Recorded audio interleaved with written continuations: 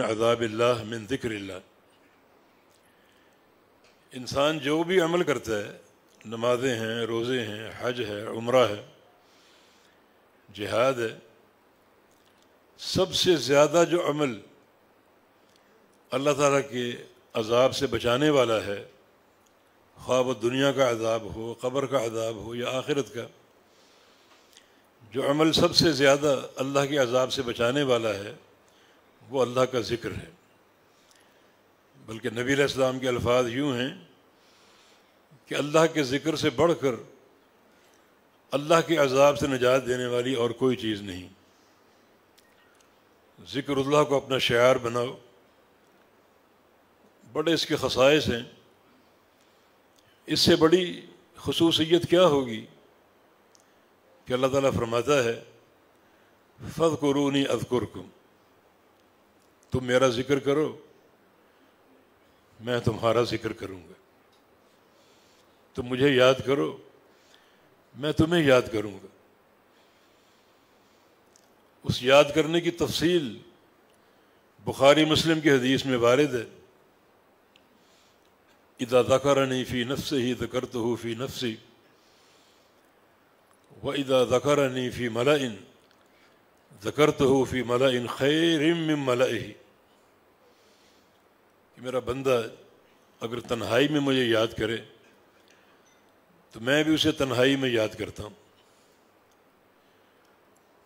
اور اگر لوگوں کے بیچ میں بیٹھ کے یاد کرے تو میں اس کو فرشتوں کے بیچ میں یاد کرتا ہوں اور ذکر کرتا ہوں. وَإِن تَقَرَّبَ مِنِّي شِبْرًا تَقَرَّبْتُ إِلَيْهِ ذِرَاعًا وَإِن تَقَرَّبَ مِنِّي ذِرَاعًا تَقَرَّبْتُ إِلَيْهِ بَاعًا وَإِن أَتَانِي يَمْشِي أَتَيْتُهُ هَرْوَلَةً. میرا بندہ میرا ذکر کرتے ہوئے اگر ایک بالشت میرے قریب ہوگا تو میں پورا ہاتھ اس کے قریب بڑھ جاؤں گا، اور اگر میرا ذکر کرتے ہوئے ایک ہاتھ آگے بڑھے گا میں 2 ہاتھ آگے بڑھ جاؤں گا. میرا ذکر کرتے ہوئے اگر وہ آہستہ آہستہ چلتا ہوا اور ٹہلتا ہوا آئے گا میں دوڑتا ہوا اس کی طرف جاؤں گا. اللہ رب العزت کی ایک محبت اور پیار کا عالم واضح ہوتا ہے. ایسے بندوں کے بارے میں جن کا شوق اور ذوق قرار پا جائے اللہ کے ذکر کرنے کا، جن کی زبانیں اللہ کے ذکر کی عادی ہو جائیں، اور پھر ذکر اللہ یہ ایک ایسی خصوصیت کی حامل شے ہے کہ اللہ تعالیٰ کے ہاں اس کا اجر بڑے عجیب و غریب صورتوں میں، شکلوں میں سامنے آتا ہے.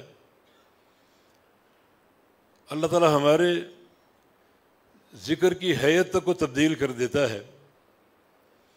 مثلا نبی علیہ السلام کا فرمان ہے کہ سبحان اللہ والحمد للہ ولا الہ الا اللہ واللہ اکبر غراس الجنہ.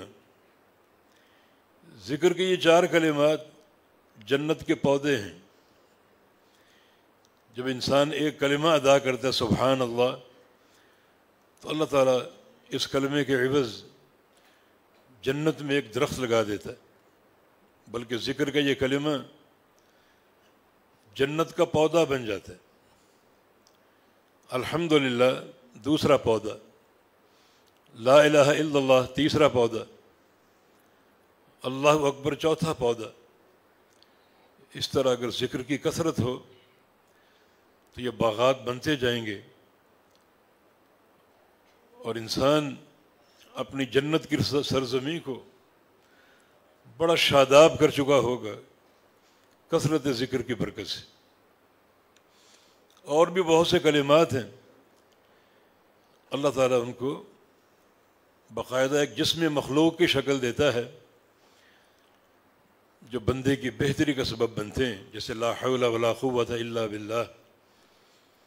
صحیح بخاری کی حدیث ہے کہ کنز من کنوز الجنہ. جب انسان یہ کلمہ ادا کرتا ہے تو جنت میں ایک خزانہ بن جاتا ہے. اب ادا کرتے جاؤ، کثرت سے پڑھتے جاؤ اور خزانوں کے ڈھیر لگاتے جاؤ۔ جو ہی آپ نے یہ کلمہ پڑھا، ایک خزانہ آپ کے لیے جنت میں تیار کر کے ڈال دیا گیا۔ وہ خزانہ کیا ہے ہمیں معلوم نہیں، لیکن یہ معلوم ہے کہ یہ خزانہ تیار کرنے والا اللہ رب العزت ہے، جس کی عطا غیر محدود ہے، جس کے خزانے انتہائی وسیع ہیں، جس نے 100 رحمتیں بنائی ہیں، ایک رحمت دنیا میں اتار دی، جس کے ساتھ پوری کائنات میں معاملہ چل رہا ہے، وہ ایک ہی رحمت سے جو روزی اور خزانے ملتے ہیں اسی رحمت کا حصہ ہیں، آپس کا پیار و محبت اسی رحمت کا حصہ ہے، صدیوں سے دنیا کھا پی رہی ہے اسی رحمت کا حصہ ہے، اور قیامت تک یہ معاملہ چلتا رہے گا اسی ایک رحمت کا حصہ ہے۔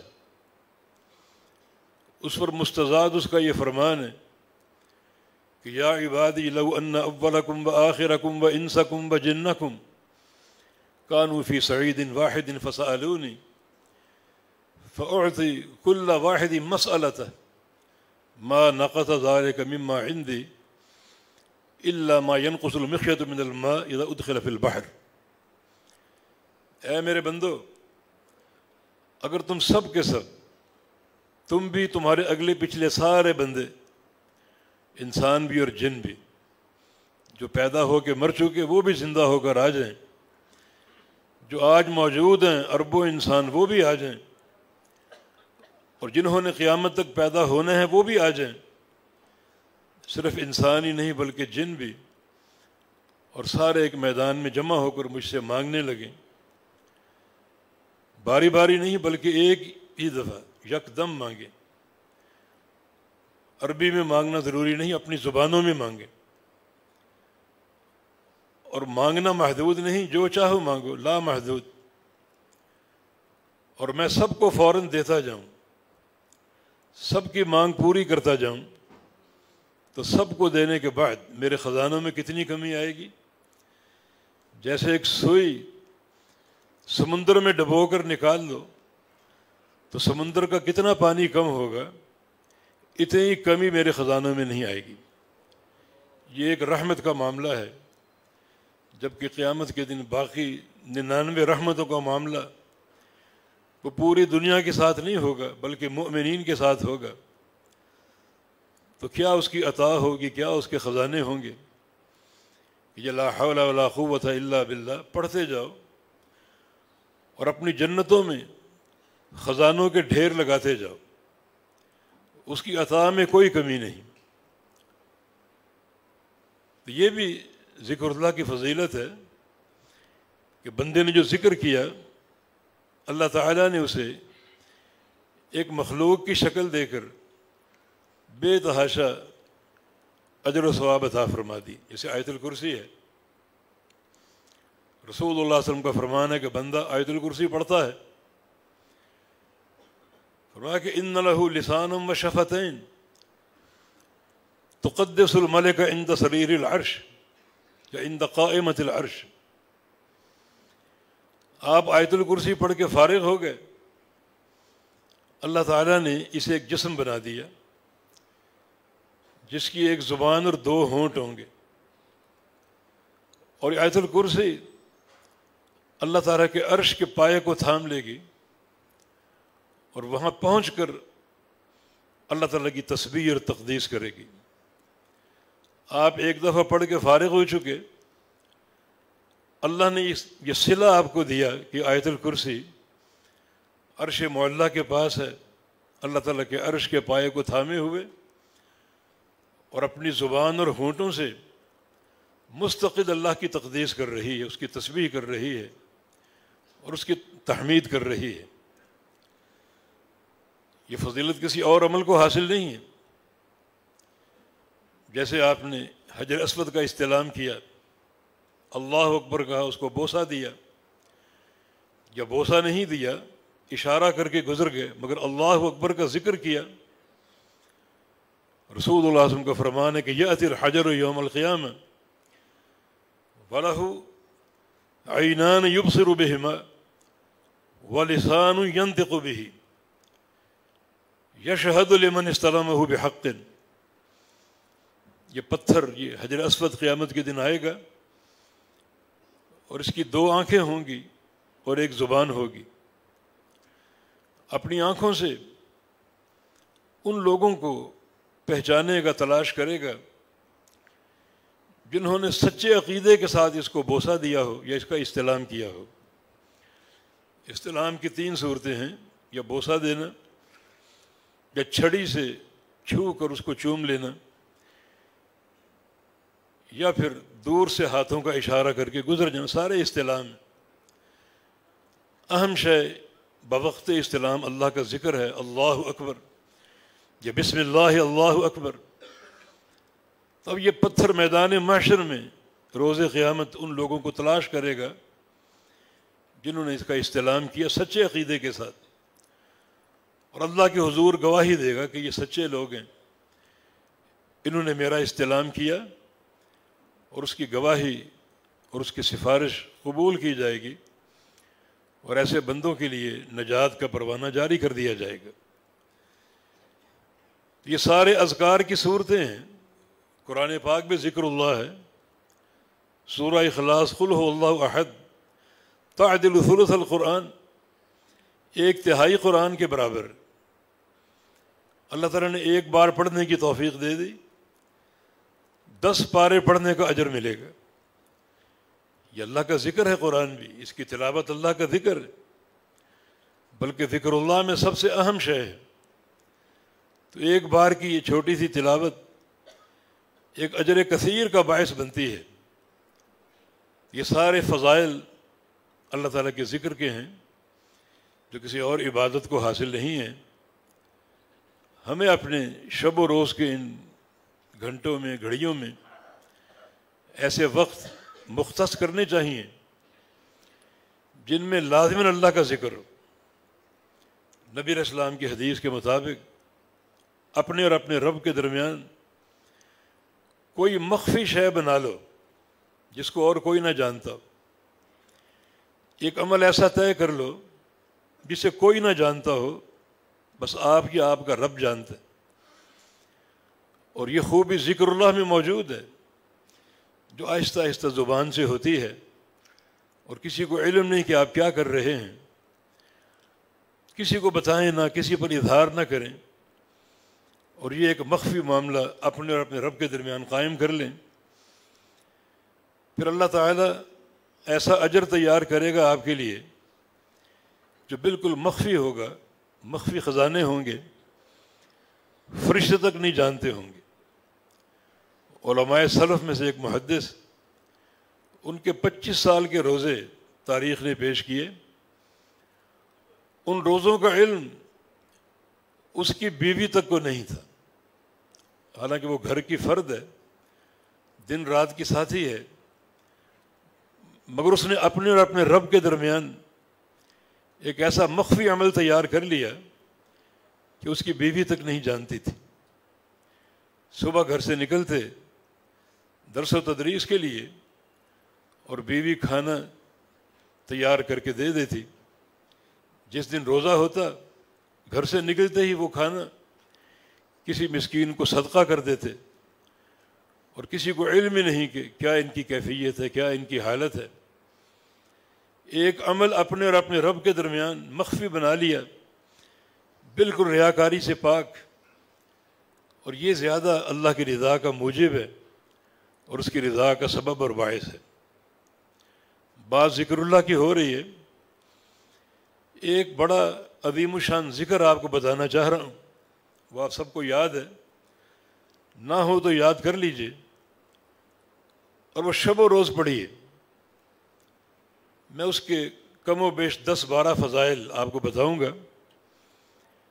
جب آپ وہ ذکر کریں تو سارے فضائل آپ کے ذہن میں ہوں، اللہ تعالیٰ سے استدعا کریں کہ یا اللہ یہ سارے فضائل میری جھولی میں ڈال دے ان اذکار کی برکت سے۔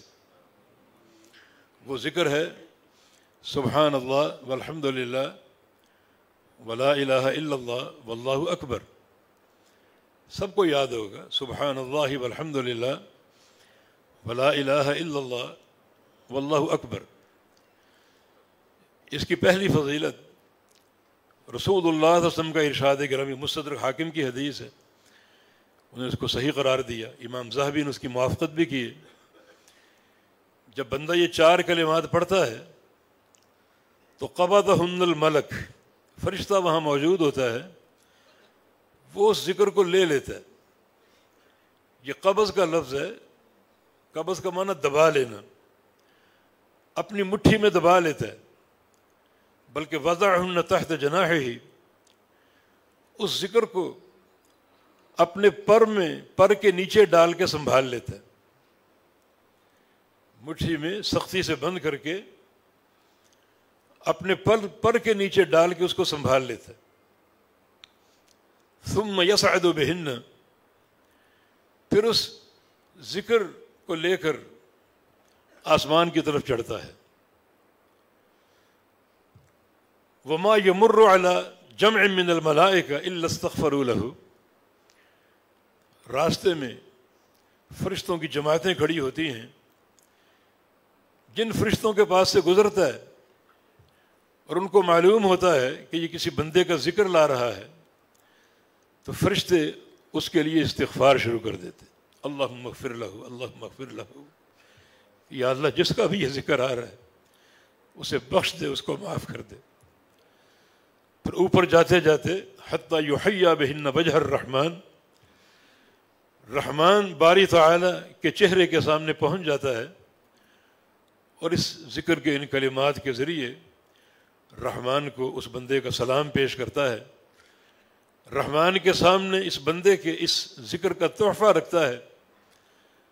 یہ ذکر سبحان اللہ والحمد للہ ولا الہ الا اللہ واللہ اکبر، جتنا پڑھو گے اسی قدر یہ فضائل حاصل ہوتے جائیں گے، اور آپ کا یہ ذکر کے کلمات رحمان کے چہرے تک پہنچایا جائے گا. وہ چہرہ جو پردے میں ہے، نور کے پردے میں، اللہ تعالیٰ اگر اس پردے کو ہٹا دے تو اس کے نور کی ایک ہی تجلی پوری کائنات کو جلا کے بھسم کر دے.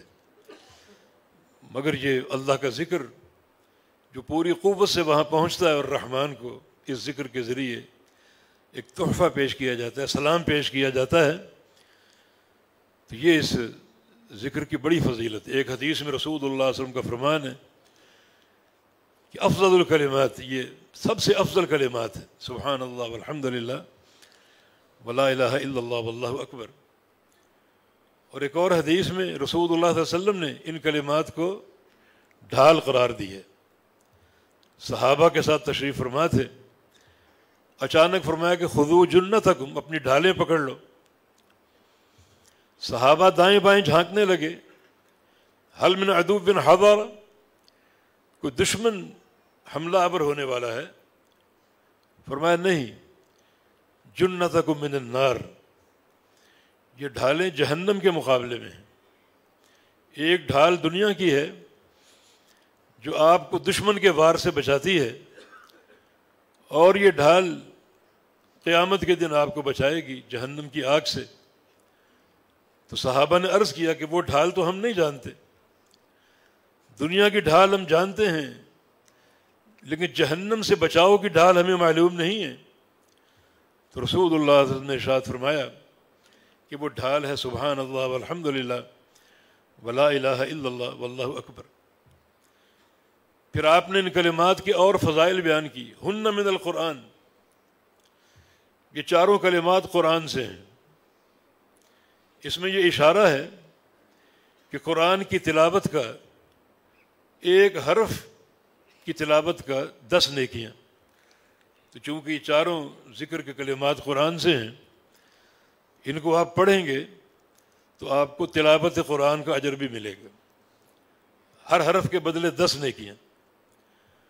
اور فرمایا کہ ہن الباقیات الصالحات، اور یہ ایسے عمل ہیں، یہ ذکر کے کلمات جو الباقیات الصالحات ہیں، وہ نیکی جو باقی رہے گی اور قائم رہے گی، بندے کے لیے محفوظ رہے گی، بلکہ بڑھتی چڑھتی جائے گی یہ باقیات و صالحات سے۔ اور تیسری شان آپ نے بیان کی بڑی عجیب کہ مقدمات و معقبات و مجنبات۔ جب قیامت کے دن انسان جائے گا تو یہ کلمات انسان کے ساتھ ہوں گے، کبھی اس بندے کے آگے، کبھی اس کے پیچھے، اور مجنبات کبھی دائیں اور بائیں، تاکہ چاروں طرف سے اس بندے کو جہنم کے شعلوں کے حملے سے بچا سکیں۔ اسی معنی میں اس کو ڈھال قرار دیا گیا۔ مقدمات آگے آگے چلیں گے، وہ معقبات پیچھے پیچھے چلیں گے، وہ مجنبات اور پہلو بہ پہلو، کبھی دائیں کبھی بائیں، تاکہ ہر طرف سے اگر کوئی الغار ہو ان شعلوں کی، جہنم کی چنگاریوں کی، جن کے بارے میں قرآن کہتا ہے کہ ترمی بشرر کالقصر، کہ ان کی چنگاریاں ہی بادشاہوں کے محلات کے برابر ہوں گی، جو جہنم کے غیظ و غضب کا مظہر ہوں گی۔ تکاد تمیز من الغیظ، قریب ہے کہ جہنم غصے سے پھٹ جائے اور اس کی آگ تمام اہل محشر کو بھسم کر دے، مگر یہ کلمات جو ہیں یہ ڈھال ہیں، اور ڈھال بھی اس طرح کہ دائیں بائیں آگے پیچھے انسان کے پھر رہے ہیں اور ان کو ہر قسم کے شعلوں سے، چنگاریوں سے محفوظ رکھ رہے ہیں۔ یہ ان کلمات کی شان اور فضیلت ہے، یہ کلمات ڈھال ہیں۔ ایک چھوٹا سا قصہ اس بارے میں مروی ہے، رسول اللہ صلی اللہ علیہ وسلم صحابہ کرام کے ساتھ تھے، کہیں تشریف لے جا رہے تھے، عصا آپ کے ہاتھ میں تھی، ایک سوکھا پیڑ آپ نے دیکھا، درخت دیکھا، تو چونکہ آپ بڑے پائے کے مربی تھے، آپ کے ذہن میں اللہ نے ایک نقطہ ڈال دیا، اس نقطے کے تحت آپ نے صحابہ کی تربیت کرنا چاہی کہ اس درخت کے تعلق سے کہ علم نافع اپنی امت کو دوں، اپنے ساتھیوں کو دوں۔ چنانچہ کائنات کا سردار وہاں رک گیا اور درخت کے قریب چلا گیا، ایک شاخ پر اپنی لاٹھی ماری اور اس کے پتے جھڑ گئے۔ فرمایا کہ میں کچھ کلمات ایسے جانتا ہوں، تم اگر وہ پڑھ لو تو تمہارے گناہ جھڑ جائیں جیسے یہ پتے جھڑے ہیں، جیسے یہ شاخ پتوں سے خالی ہو گئی تم گناہوں سے خالی ہو جاؤ گی۔ اور وہ کلمات سبحان اللہ والحمد للہ ولا الہ الا اللہ واللہ اکبر۔ ایک اور حدیث میں رسول اللہ صلی اللہ علیہ وسلم کا فرمان ہے، لأن اقول سبحان اللہ والحمد للہ ولا الہ الا اللہ واللہ اکبر احب الی مما طلعت علیہ الشمس۔ اگر میں ایک دفعہ یہ کلمات کہہ دوں، چاروں کلمات، تو یہ مجھے ہر اس چیز سے محبوب ہیں جس چیز پر سورج کی دھوپ پڑتی ہے۔ اب دھوپ کہاں نہیں پہنچ رہی، مانا پوری کائنات سے محبوب ہے۔ اس میں اشارہ یہ ہے کہ اگر تم دنیا کمانے بیٹھ جاؤ تو یہ ممکن نہیں کہ ساری دنیا کما جاؤ اور سارے بر و بحر کو کما جاؤ، لیکن اس کے عوض میں یہ کلمات ہیں، اگر تم یہ پڑھ لو تو ساری کائنات سے بڑھ کر تمہیں اس کا اجر ملے گا۔ گویا تم نے پوری دنیا کما لی، بلکہ اس سے بھی زیادہ کما لیا ان کلمات کی برکت سے۔ ایک اور حدیث میں رسول اللہ صلی اللہ علیہ وسلم کا فرمان ہے کہ اربع کلمات اصطفاہن اللہ، یہ چار کلمات اللہ کے چنے ہوئے کلمات ہیں، اس کا سارا کلام حق ہے، اس کے سارے فرامین حق ہیں۔ اللہ تعالی نے اپنے پورے کلام حق سے ان چار کلمات کو چنا۔ یہ چنے ہوئے مصطفیٰ اور مختار کلمات ہیں جو اللہ نے چن کر اپنے کلام سے ہم تک پہنچائے اور ہمارے سامنے رکھے اور پیش کیے۔ ایک اور حدیث میں رسول اللہ صلی اللہ علیہ وسلم کی خدمت میں ایک اعرابی آیا، بوڑھا تھا، کہا کہ زبان موٹی ہو چکی، دانت گر چکے ہیں، تلاوت نہیں کر پاتا، حافظہ کمزور ہو چکا ہے، کوئی ایسے چھوٹے سے کلمات مجھے سکھا دیجئے جو میری زبان پر آ جائیں اور میں ان کو پڑھتا رہوں۔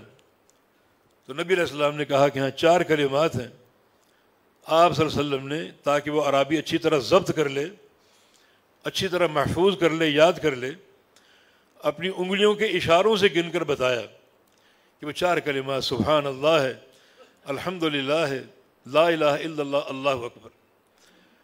اس عربی نے کہا کہ یا رسول اللہ جلدی نہ کیجیے، مجھے دہرانے دیجیے۔ اس نے بھی نبی علیہ السلام کی طرف اپنی مٹھی کھولی اور سبحان اللہ والحمدللہ ولا الہ الا اللہ واللہ اکبر دہرا لیا، اور خوش ہوا کہ مجھے یہ یاد ہو گیا۔ بڑے ہلکے کلمات ہیں، بڑے سہل اور آسان ہیں۔ کتنا آسان ہے ہمارا دین، کس قدر سماحت اور برکت سے بھرپور ہمارا دین۔ خوش ہو گیا، مگر چونکہ عربی تھا، سخت بات کہنے میں کوئی باک نہیں تھا، نبی علیہ السلام سے کہا کہ ھذا لربی، یہ 4 کلمات تو میرے رب کے لیے ہیں۔ فما لی یا رسول اللہ، میرے لیے کیا ہے؟ مجھے بھی تو کچھ چاہیے، مجھے اپنے گناہ بخشوانے ہیں، مجھے اللہ کی رحمت چاہیے۔ یہ 4 کلمات تو رب العالمین کے لیے ہیں، میرے لیے کیا ہے؟ فرمایا کہ تم بھی لے لو۔ پھر آپ نے مٹھی اٹھائی اپنی، اسی طرح اشارہ کر کے کہا کہ کہو اللہم اغفر لی، کہ یا اللہ میرے گناہ معاف کر دے، برحمنی، یا اللہ مجھ پر رحم فرما، وحدنی، یا اللہ مجھے ہدایت دے دے، ورزقنی، مجھے خزانے دے دے، روزی دے دے۔ تم بھی یہ 4 کلمات لے لو۔ پھر اس نے کہا کہ جلدی نہ کریں، مجھے دہرا لینے دیں۔ پھر اس نے اپنی اسی طرح مٹھی سے ان کلمات کو دہرائے، اور ایک ہاتھ میں کچھ کلمات، دوسرے میں کچھ کلمات، ہاتھوں کو بند کر کے وہاں سے بڑا خوشی سے روانہ ہو گیا کہ یہ دین کس طرح اپنے تحفے اپنے بندوں کو دیتا ہے، کتنی آسانی ہے، کتنی اس میں سہل اشیاء ہیں، کوئی مشکل نہیں، کوئی بھاری بھرکم معاملہ نہیں ہے۔ اور ان کلمات کو دہراتا ہوا بخوشی وہاں سے رخصت ہو گیا۔ نظروں سے اوجھل ہوا تو رسول اللہ صلی اللہ علیہ وسلم نے فرمایا کہ اما ھذا فقد ملا یدیہ بالخیر، یہ بابا جی خالی ہاتھ آئے تھے اور خیر کے خزانے بھر کے واپس لوٹ گئے۔ اس کی مٹھیوں میں وہ اذکار نہیں ہیں، بلکہ خیر کے خزانے ہیں، جنت کے پروگرام ہیں اور جنت کا راستہ ہے۔ یہ دین کی وہ سہولت اور برکت جو ایک صلاح عام ہے ہر بندے کے لیے۔ تو بے شمار ان کلمات کے فوائد ہیں، بلکہ ام ہانی کی حدیث جس کو بہت سے علماء نے حسن قرار دیا، شیخ البانی رحمہ اللہ کسی دور میں ضعیف کہتے تھے، مگر ایک راوی کہ جب ان کو صحیح تحقیق ہوئی تو انہوں نے رجوع کر لیا اور اس کو حسن درجے کا قرار دیا، اور بہت سے محدثین نے اسے حسن قرار دیا۔ ام ہانی کی حدیث، نبی علیہ السلام کی چچا زاد بہن، آپ ان کے پاس گئے، کہا کہ یا رسول اللہ صلی اللہ علیہ وسلم لقد کبر سنی، عمر میری بڑھ چکی ہے اور دانت گر چکے ہیں، بڑھاپا طاری ہو چکا ہے، اب زیادہ مشقت مجھ سے نہیں ہوتی کہ بار بار مسجد میں جاؤں، نماز با جماعت پڑھوں، جو دیگر کام انجام دوں، کچھ ایسا عمل بتا دیں کہ بیٹھے بیٹھے کر لوں اور مجھے بے تحاشا اجر مل جائے۔ فرمایا کہ ہاں لے لو، سبح اللہ 100 مرہ، 100 دفعہ سبحان اللہ کہو، 100 دفعہ سبحان اللہ سبحان اللہ سبحان اللہ، 100 دفعہ کہو۔ فرمایا کہ فإنها تعدل 100 نسمہ تعتقینها فی سبیل اللہ من ولد اسماعیل، اگر تم 100 دفعہ کسی مجلس میں پڑھنے میں کامیاب ہو گئیں تو گویا تم نے اسماعیل علیہ السلام کی اولاد میں سے 100 غلام خرید کر آزاد کر دیے۔ اگر 100 دفعہ پڑھ سکو تو عام غلام نہیں، بلکہ وہ غلام جو اسماعیل علیہ السلام کی اولاد سے ہیں، جن کی گردنیں غلامی کے بندھن میں جکڑی ہوئی ہیں، گویا تم نے وہ 100 غلام خرید کر آزاد کر دیے۔ ایک غلام آزاد کرنے کا کیا ثواب ہے؟ فرمایا کہ من اعتق نسمۃ فی سبیل اللہ اعتق اللہ بکل عضو منها کل عضو منہ من النار، جو ایک گردن اللہ کی راہ میں خرید کر آزاد کر دے تو اللہ تعالیٰ اس غلام کے ہر عضو کے بدلے اس کے ہر عضو کو جہنم سے آزاد کر دے گا، ہر عضو کے بدلے۔ آج اس کی کوئی شکل نہیں ہے، غلامی تقریباً ناپید ہوتی جا رہی ہے، لیکن ایسے قیدی آپ کو مل جائیں گے جو ناحق جیلیں کاٹ رہے ہیں، ان کے پاس ادا کرنے کی رقم نہیں ہے تو خرید کر آزاد کر سکتے ہیں، غلامی کے بندھن توڑ سکتے ہیں۔ اللہ تعالیٰ ہر عضو کے بدلے آپ کے ہر عضو کو جہنم سے بری کر دے گا۔ پھر فرمایا کہ احمد اللہ میں اتمرہ، 100 دفعہ الحمدللہ کہو۔ اگر 100 دفعہ الحمدللہ پڑھنے میں کامیاب ہو جاؤ تو یہ تعدل، یہ کلمات برابر ہیں 100 فرس، 100 گھوڑوں کے، تحملین علیہا فی سبیل اللہ، جن گھوڑوں کی پشتوں پر آپ 100 مجاہدین کو تیار کر کے میدان جہاد میں بھیجیں۔ 100 گھوڑے خریدیں اور 100 مجاہدین کو پوری طرح مسلح کر کے ان کو جہاد فی سبیل اللہ کے لیے روانہ کریں تو آپ کو اللہ تعالیٰ اتنا اجر دے گا 100 دفعہ الحمدللہ کہنے سے۔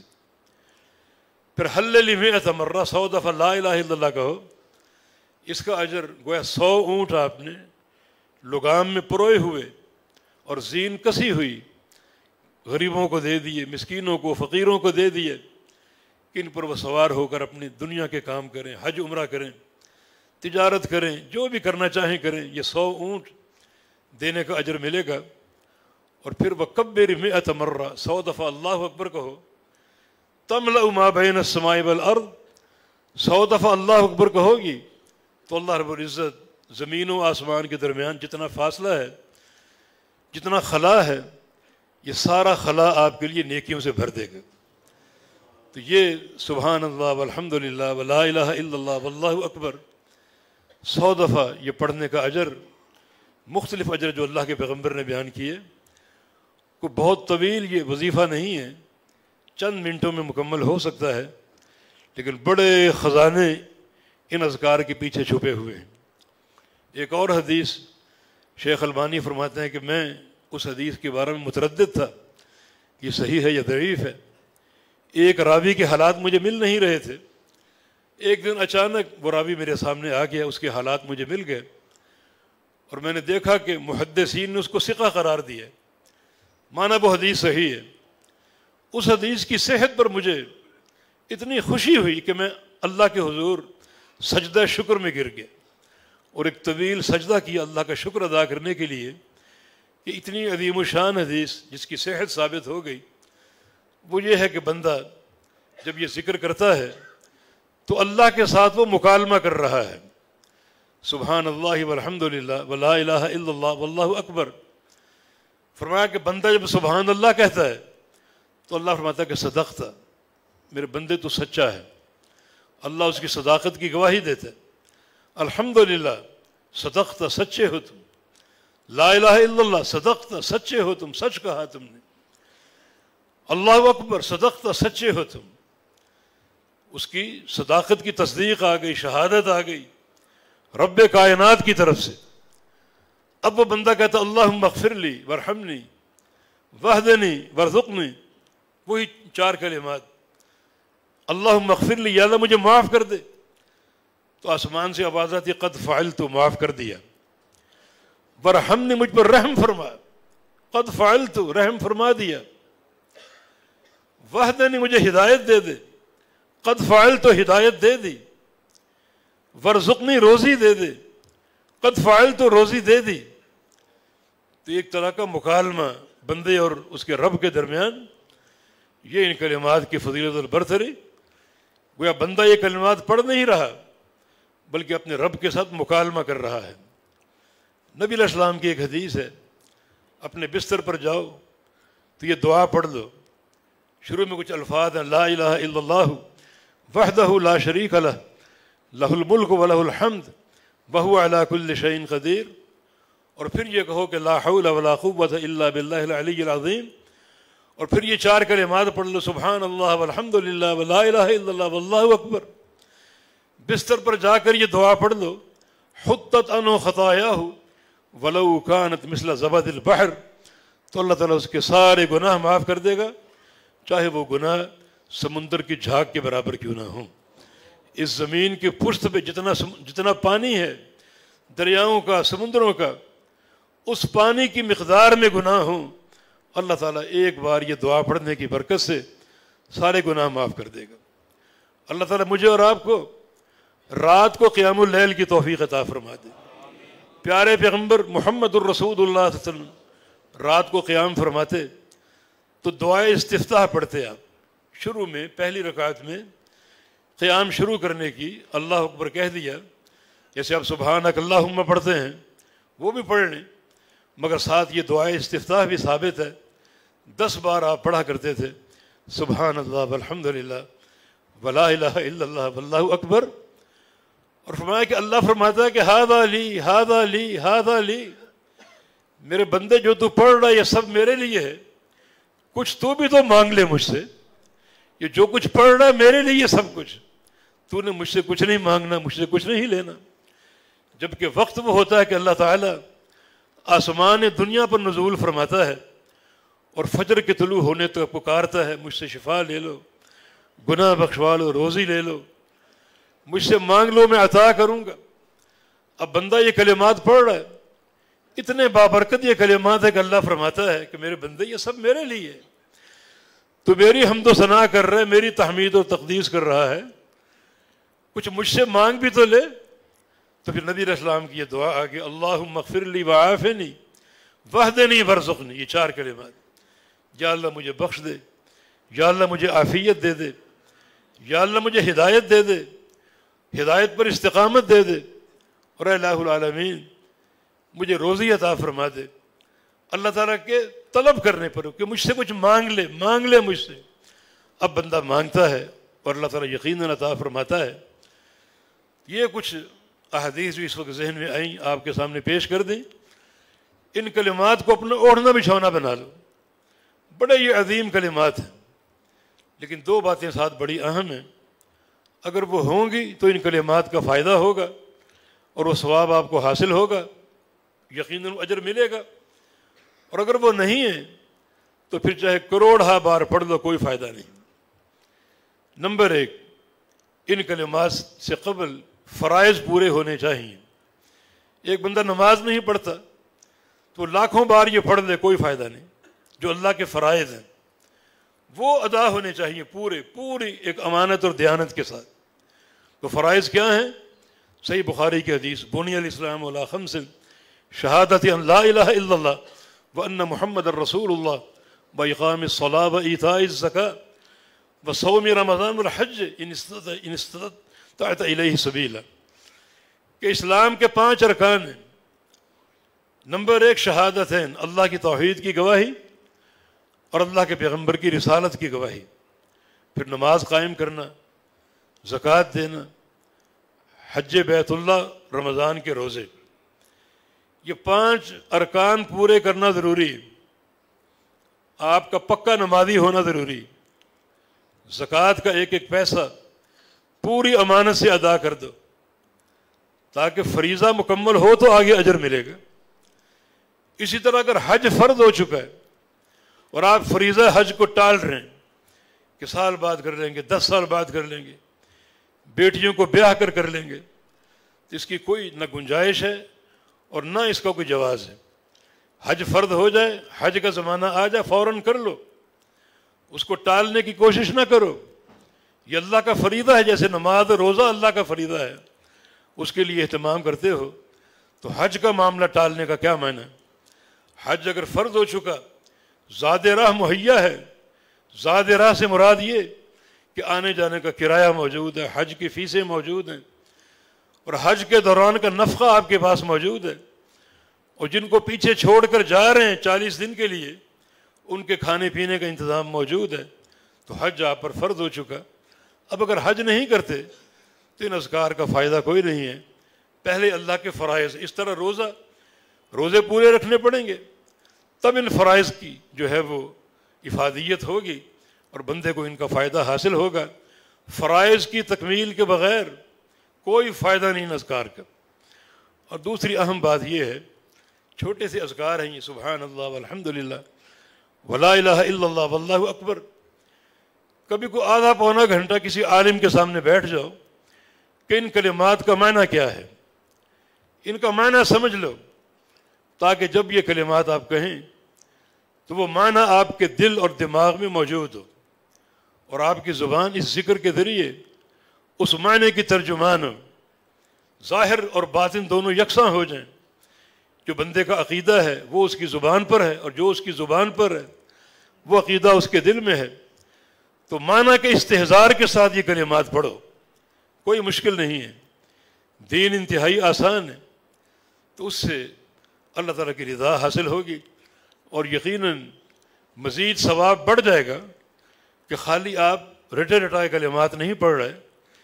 جیسے طوطا چوری چوری کرتا ہے اور اسے معلوم نہیں چوری کیا ہوتی، چوری کے ڈھیر لگا تو کچھ نہیں جانتے یہ کیا پڑا ہوا. ہم طوطے نہیں بلکہ ہم انسان ہیں جو کلمات اتنے بابرکت ہیں اور جو دین کی فہم کی اساس ہیں، ان کے معنی سے ہمارے ذہن خالی ہوں تو بہت بڑی محرومی ہے، یہ بہت بڑی شقاوت ہے. یہ انتہائی ان چھوٹے کلمات کے معنی معلوم کریں. سبحان اللہ کا معنی اللہ پاک ہے، ہر شریک سے پاک ہے. یہ درگاہیں بنی ہوئی ہیں قدم قدم پر، مردے ان میں دفن ہیں اور لوگ ان کو پکارتے ہیں، قبروں کے طواف کرتے ہیں، قبروں پر دیے جلاتے ہیں، قبروں پر چراغاں کرتے ہیں، چادریں چڑھاتے ہیں، درخت اگاتے ہیں. یہ سارے امور جو ہیں یہ توحید میں مخل ہیں، توحید کے منافی. سبحان اللہ، اللہ کے پاک ہونے کا معنی یہ ہے کہ ایک اللہ وحدہ لا شریک لہ ہے، معبود حق بھی وہی ہے اور رب کائنات بھی وہی ہے. اس کے اسماء و صفات سارے حق ہیں اور وہ ہر قسم کے نقص سے پاک، ہر قسم کے عیب سے پاک، ہر قسم کی کمی سے پاک. جو اس کے افعال ہیں، صفات ہیں، سارے کے سارے کمال کے ہیں. الحمدللہ کا معنی اللہ ہر قسم کی تعریف کا مستحق ہے، اور ہر قسم کی تعریف کا مستحق اس لیے ہے کہ وہ ہر شے کا مالک اور خالق ہے. ہر قسم کی تعریف کا مستحق اس لیے ہے کہ اس کے سارے کمال، سارے کام با کمال ہیں، ساری صفات با کمال ہیں، سارے نام با کمال ہیں، اور ان میں ایک ذرے کے برابر نقص نہیں ہے. تفصیل سے اس کا معنی بتایا جا سکتا ہے. اور لا الہ الا اللہ کا معنی یہ دین توحید کے تعلق سے ایک اساس ہے. نفی اور اس بات کی بنا پر کوئی معبود حق نہیں سوائے اللہ تعالیٰ کے، جو معبود تم نے بنا رکھے، بلکہ نوح علیہ السلام کے دور سے آ رہے ہیں، آج تک بنتے جا رہے ہیں اور قیامت تک بنتے رہیں گے. میرا یہ عقیدہ ہے وہ سارے باطل اور جھوٹ ہیں، میں ان کا انکار کرتا ہوں، اور الا اللہ، صرف ایک اللہ ہی معبود حق ہے. سفیان ثوری کا قول ہے یہ کلمہ ہی ایسا ہے جو سب سے بھاری بھرکم طریقے سے ابلیس کی پشت پر پڑتا ہے. جب بندہ یہ لا الہ الا اللہ کہتا ہے تو سب سے زیادہ ابلیس کو جو نقصان پہنچتا ہے اور وہ درد اور کرہ محسوس کرتا ہے وہ اس کلمے کی ثقل سے، لا الہ الا اللہ سے. جب بندہ پڑھتا ہے تو سب سے زیادہ ابلیس کی کڑن، جلن، اس کا حسد اور اس کی تکلیف اور کلفت اس کلمے کی وجہ سے ہوتی ہے. بار بار پڑھو گے تو جل بھن کر یہ کوئلہ بن جائے گا لعین، اور کثرت سے پڑھو گے تو اس کی پشت پر کوڑے مارتے مارتے اس کو آپ ماندہ کر دیں گے، اس پر حاوی آ جائیں گے، وہ آپ کے مقابلے میں کمزور پڑ جائے گا. تو یہ لا الہ الا اللہ مگر فہم کے ساتھ. اور اللہ اکبر، اللہ سب سے بڑا ہے، سب سے بڑا. پوری کائنات کا تصور آپ کے سامنے ہو، یہ زمینیں ہمارے سامنے، آسمان ہمارے سامنے، سورج چاند ستارے ہمارے سامنے. اللہ ان سب سے بڑا ہے. بلکہ نبی علیہ السلام کی حدیث ہے جو اللہ کی کرسی ہے، جو اللہ کے 2 قدم رکھنے کی جگہ ہے، وہ 7 آسمانوں کے مقابلے میں ایسے ہے جیسے بڑا ایک تشت ہو، ٹرے ہو، اور اس میں 7 سکے پڑے ہوں. تو وہ 7 سکے، 7 چونیاں اس ٹرے کے مقابلے میں کیا ہیں؟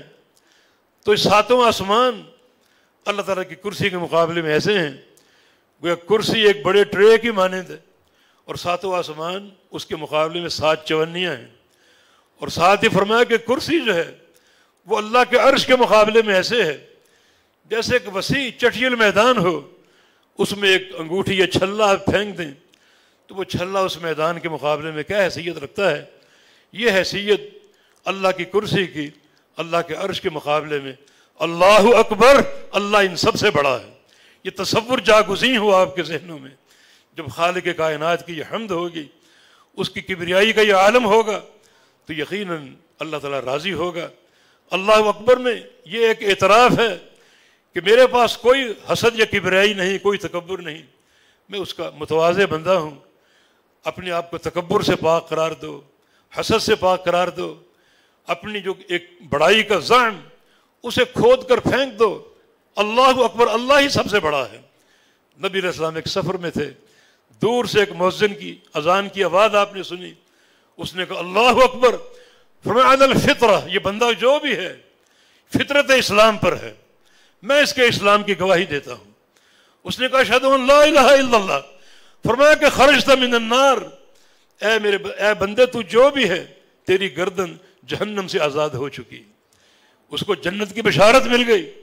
صحابہ جو ہر خیر کے شوقین تھے، مشتاق تھے، وہ اٹھے اس بندے کو تلاش کرنے کے لیے، تو ایک گھاٹی میں نظر آ گیا، وہ بکریوں کا ریوڑ تھا، چراتا پھر رہا تھا، جو ہی نماز کا وقت ہوتا اکیلا ہی تھا، اذان دیتا، اقامت کہتا اور نماز شروع کر دیتا۔ ایسے بندوں کے حرص کو دیکھ کے اللہ تعالیٰ اس کے پیچھے فرشتوں کی جماعت کھڑی کر دیتا ہے تاکہ اس کو جماعت کا ثواب ملے اور اقتداء بھی ملائکہ کی کرے۔ تو یہ ایک رائی غنم تھا، بکریوں کا چرواہا، اور اس معرکۃ العراء عقیدے کی بنا پر اس بشارت کا مستحق بن گیا۔ اللہ اکبر کہا، فرمایا کہ فطرت اسلام پر ہے۔ اشہد ان لا الہ الا اللہ کہا، فرمایا کہ خرجت من النار، دخلت جنہ کے الفاظ بھی، کہ جہنم سے نکل چکا تو اور جنت میں داخل ہو چکا۔ تو یہ اذکار بڑے بابرکت ہیں، ان کو فہم کے ساتھ، ادراک کے ساتھ پڑھو، ایک باقاعدہ شعور کے ساتھ پڑھو، اور ان اذکار کا جو معنی آپ سمجھ لیں، اپنے دل میں ان کو بٹھا لیں، ان معانی کو ایک ٹھوس پہاڑ کی طرح، پہاڑ سرک جائے وہ معانی نہ سرکے، اور جب آپ کی زبان سے وہ ذکر جاری ہو تو آپ کے دل کا عقیدہ اس کی پوری طرح ترجمانی کرتا ہو، پوری طرح اس کی تصدیق کرتا ہو، تو یقیناً یہ سارے امور اللہ کی رضا کا باعث ہوں گے۔ ان شرائط کی تکمیل کے بعد اللہ کا ذکر کثرت سے کیجیے۔ یا ایھا الذین آمنوا اذکروا اللہ ذکرا کثیرا، اے ایمان والو اللہ کا ذکر کثیر کرو، وسبحوہ بکرۃ واصیلا، صبح و شام اس کی تسبیح کرو۔ ان اللہ وملائکتہ یصلون علیکم، اگر کثرت سے ذکر کرو گے تو اللہ تم پر رحمتیں اتارے گا اور سارے فرشتوں کی ڈیوٹی لگا دے گا کہ وہ تمہاری رحمت کی دعا کریں، لیخرجکم من الظلمات الی النور، تاکہ ذکر کی برکت سے اللہ تعالیٰ تمہیں ایک عظیم فائدہ دے دے کہ تمہیں اندھیروں سے نکال کر نور کی طرف منتقل کر دے۔ دنیا میں گمراہیوں کے اندھیرے، گناہوں کے اندھیرے، شرک و بدعت کے اندھیرے، اللہ وہ اندھیرے تم سے دور کر دے اور تم کو نور حق دے دے، نور ہدایت دے دے، اپنے علم کا نور دے دے، کتاب و سنت کا نور دے دے۔ مرنے کے بعد قبر میں جاؤ گے، وہ اندھیری کوٹھڑی ہے، اللہ اس ذکر کی برکت سے اس کوٹھڑی کو نور سے بھر دے گا، اور قیامت کے دن تو قدم قدم پر اندھیرے ہوں گے، وہاں نور کی حاجت اور طلب ہوگی۔ یہ اللہ کا وعدہ، لیخرجکم من الظلمات الی النور، کہ اس ذکر کی برکت سے اللہ تعالیٰ تمہیں تاریکیوں سے نکال کر نور کی طرف لے جائے۔ اور سب سے بڑا فائدہ، آخری فائدہ ہے، وَكَانَ بِالْمُؤْمِنِينَ رَحِيمًا، اللہ تعالیٰ ایسے بندوں کو مومن ہونے کی شہادت دیتا ہے اور یہ بشارت دیتا ہے کہ اللہ ان پر رحیم ہے، بڑا رحم کرنے والا، بڑا اللہ رحمت فرمائے گا، مہربانیاں فرمائے گا۔ یہ ذکر کی اساس ہے اور ذکر کے فوائد ہیں۔ اللہ تعالیٰ ہمیں توفیق عطا فرما دے، اپنے ذاکرین بندوں میں شامل فرما لے۔ یا اللہ ہمارا شمار غافلین میں نہ ہو بلکہ ذاکرین میں ہو، تیرا قرب حاصل ہو جائے اور وہ بشارت حاصل ہو جائے کہ تو میرا ذکر کرو، میں تمہارا ذکر کروں گا۔ اقول قولی ھذا واستغفر اللہ لی ولکم وآخر دعوانا ان الحمد للہ رب العالمین۔